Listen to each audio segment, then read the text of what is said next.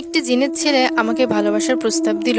আমি শিফা। এই পৃথিবীতে আমার বাবা মা নেই। ছোট থেকেই আমি এতিম। আমার জ্ঞান হওয়ার পর থেকে আমি নানুর কাছেই বড় হয়েছি। বাবা মা মরার পর কেউ আমাকে আপন করেনি।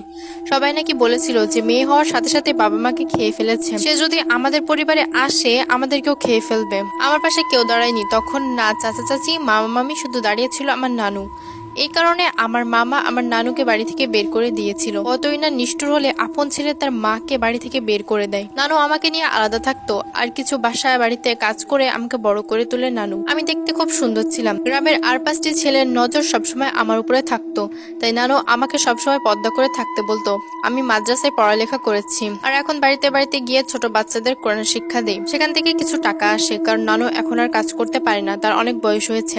সে আমার জন্য অনেক কষ্ট করেছে। এখন আমার দায়িত্ব তাকে দেখে শুনে রাখা। কিন্তু আমি রাস্তায় চলাফেরা করতে খুব ভয় পেতাম, কারণ মানুষের নজর আমার উপরে থাকতো। তারা সবসময় আমার ক্ষতি করতে চাইতো। নানু বলতো সবসময় আমাকে, কখনোই বিকেলের পর তুমি বাইরে থাকবে না, যাই হোক না কেন বিকেলের আগে ঘরে ফিরে আসবে। আমি সর্বমোট 5টা বাড়িতে 5টা বাচ্চাকে কোরআন শিক্ষা দিতাম। একদিন আমার সব বাচ্চাদের পড়িয়ে আসতে আসতে প্রায় সন্ধ্যা হয়ে যায়। আমি একটি যুবতী মেয়ে, তাছাড়া গ্রামের সকলের নজর আমার দিকে থাকতো।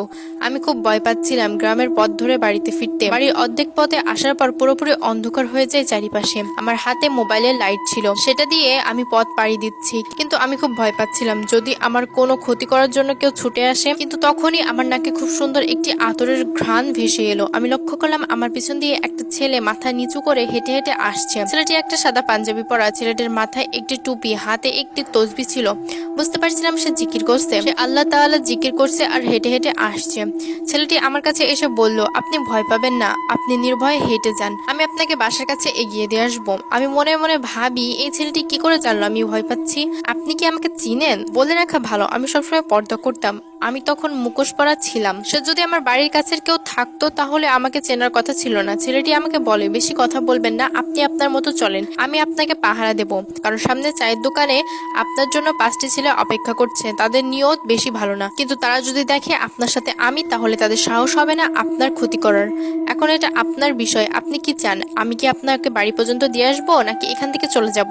তখনই আমার চোখ পড়ে সামনে চায়ের দোকানে আসলেই 5টি ছেলে দাঁড়ানো। কিন্তু এই ছেলেটি আগে থাকতে কি করে বুঝলো সেখানে যে 5টি ছেলে আমার ক্ষতি করার জন্য দাঁড়িয়ে আছে? আমি ছেলেটাকে বলি, আপনি যাবেন না, আসলে সেখানে 5টা ছেলে দাঁড়িয়ে আছে। মনে হয় আপনার কথা সত্য, দয়া করে আমাকে সাহায্য করুন, আমাকে বাড়িতে এগিয়ে দিয়ে আসুন। ছেলেটি আমায় বলে, ঠিক আছে, আপনি ওদিকে না তাকিয়ে আপনার মতো করে পথ চলুন, আমি তো আছি, কিছু হবে না আপনার। চায়ের দোকানে থাকা সেই 5জন যখন দেখলো আমার সাথে একটি ছেলে, তারা আর আমার সামনে এলো না। আমি ছেলেটির কাছে তার নাম জানতে চাইলাম। সে বলে, আমার নাম ইব্রাহিম। দেখতে